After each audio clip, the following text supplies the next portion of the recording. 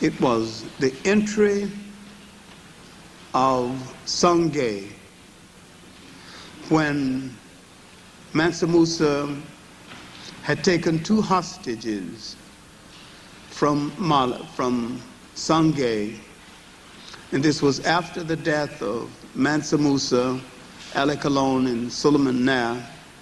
Principally Ali Colon had discovered that the Mali Empire was weak, and that having grown weak, he rode close to his country and got across the news that it was time for his country to free itself from the domination of Mali. And when he rode across, he was proclaimed liberator, which means Sony, the liberator. And this, the emergence of the first Sony Ali the first. This is 1335. Now we are looking at Songhay, the last of the great African empires. And this empire would eventually consist of all of the land area that used to be Ghana, used to be Mali, and it would be eventually larger than the continental limits of the United States. But let us look at Mali's last days, called the Melestine. In its last days, after the death of the great Mansa Musa, who went on his famous journey to Mecca and Medina, taken from 60 to 100,000 people, even 50 royal hairdressers, and he only had his favorite wives. He is dead now. This is after 1335. We are dealing with the years between 1335 and the rise of the second Sony Ali, but we're dealing with Mali's last years. A famous traveler comes to Mali in the 1350s. His name is Ibn Battuta. He has traveled over most of the world of that day. He has been in China. He has been in India. He is a Tunisian. He did not want to go down into what he called the Balad as-Sudan, or the land of the blacks. He is a devout Muslim, and he is pro-Muslim. He has no particular interest in going into the land of the blacks. This is what he calls it. But once he is there, he is interested in to what extent they are good Muslims. And he sees the women having freedom that women are not allowed to have in North Africa. And he sees women going around with no veils. And he wanted to know whether they are good Muslims. And he's told they're good Muslims, as good as any. And he wanted to know why they have so much freedom. And he's told that here a woman can be a good Muslim and be boss of the marketplace all at the same time. Then he asked the king, says, there's a woman down there arguing right under your window. And he said, that's my sister, and she's arguing with one of her workers. He's supposed to, she gave him something to do, and anyway, he's been selling something, and he's got the returns from the sales, and she's of the opinion that she's been cheated. And that's what the argument is about. And so he's beginning to learn that women in this part of Africa exercise a sense of freedom. And this was the beginning. He did not discover this until later, of a market women's society in West Africa that exists to this very day, the Sandy Society. And this Sandy Society among market women in West Africa is a court in itself.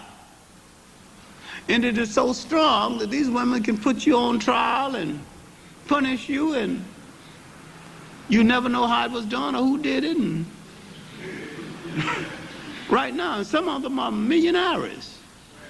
Right now. And they are Muslim. They wear no veil. And they control the marketplace. They control imports and exports and funds, fabulous funds. And they don't have to bow and scrape, and they hire men and sell them and dismiss them at will. And they got no movement because they were born liberated. And that's not anything that they argue about. I'm saying that this existed in the 1300s. And to some extent it still exists. Now, why do you have this in West Africa and don't have it in East Africa? Because West Africa was Islamized by Islamized blacks, and East Africa was Islamized by Arabs. There's a world of difference. The blacks who Islamized West Africa knew what customs not to tamper with. The Arabs didn't know then, don't know now. You have to understand the difference between who Islamizes different parts of Africa. And this is why the African side of Islam had one projection and the Arab side had another projection. The male chauvinism of the Arabs didn't reach as far, or didn't touch West Africa quite the same way it touched East Africa. All right, now, Ibn Battuta would record all of this, and it is in the Broadway series of his book, The Travels of Ibn Battuta. It can be found in other works because Italian kings, anxious to know something about inner West Africa, commissioned books to be written about inner West Africa. One was a king named Raja, who commissioned an Arab named Il-Fazan to write a book, and this book is called The Book of Raja. And another king commissioned another Arab, Ilamare, and he wrote a book especially for that king called Roads and Ruins, a very good history of inner West Africa, taking in Mali and taking in ancient, the last of Ghana. All right, now let's go back and see what did this first Songhay Ali do. This first Songhay Ali began to consolidate the country. We're dealing with the years between 1335 and the emergence of the second Songhay Ali, 1464. 1464, his reign is 1464. Here is his ending date, 1492. That's the era of the second Songhay Ali. All right, 1464, the second Songhay Ali, the greatest one, comes to power. And what will he do? He would first free the city of Timbuktu of a bunch of marauders, thieves, fine warriors, still troublemakers in West Africa, called Tuaregs. A mixed breed of people who wore veils, who wore blue cloth with veils, called the people of the veil, Here's where the men wore the veil, not the women, called Tuareg. They fight well. They don't know a single thing about ruling a city, but they know a lot about wrecking cities. Bunch of thugs, still a bunch of thugs. People go in West Africa, oh, how colorful they are in their blue clothes. And people don't know nothing about the ancient history of them. Never done anything right, but tear things down, but never know how to put anything together. He drove them out of Timbuktu and freed the city of the wreckage of the Tuaregs. And they began to consolidate the land area and to bring the pieces of the empire together. A master engineer, he began to build a 250-mile canal, pulling the empire, connecting various parts of the empire. A great administrator, but not as great as the one who's going to come after him. He's going to have difficulty with the imams, the old Muslim ministers, because he's a Fulo. And he belonged to the indigenous African religion of his mother, who came from what is now northern Nigeria. They wanted to know why he will not practice the Muslim faith. He won't practice it because he don't believe in it. And because sometimes they said, well, this is a Muslim country. It's not a Muslim country. The royal family is Muslim, but he's not Muslim. So he gets up in the morning and he announces the 5 prayers of the day. Instead of praying, he announces all the prayers at once and said that I'm busy today. I won't have time to pray to you all. I got other work to do. And finally, the imams come to him and tell him that it's bad for the state that our emperor will not say the prayers. He says, all right, I'll say the prayers.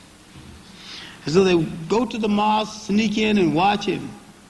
He say one prayer, as he leans up, and he turns to his minister of state and gives orders. And he turns over here and gives orders. He ain't saying the prayers, he's marking the prayers. He's doing the work of the state. It's our emperor's a barbarian. Then when they get on him again, he exiled them to the desert. Get out of here, you're interfering with the state.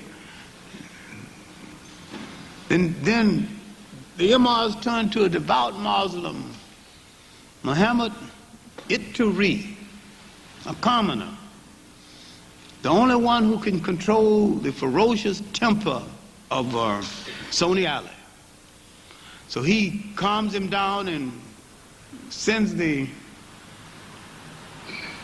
imams out into the desert. So you go out in the desert and change clothes or horses and come on back. And he's so busy he won't even notice. He don't know one from another anyway. And that's what they do. That calms him down. Finally, when they aggravate him again, he says, "Somebody go out there and kill him." You know. So they're not killed. He's busy. He's building his famous canal from Walata to all the way to Timbuktu, and he's building 150 miles. And then he stops to fight a minor war in the south with the Musi people who used to control ancient Ghana. And on his way home, his horse got his feet entangled in underbrush crossing a minor stream, and he falls off the horse and he's killed. He's drowned. An inglorious death. One of the great men born in Africa in the last 2,000 years, Sony Ali Ba, a great militarist, a great consolidator of state.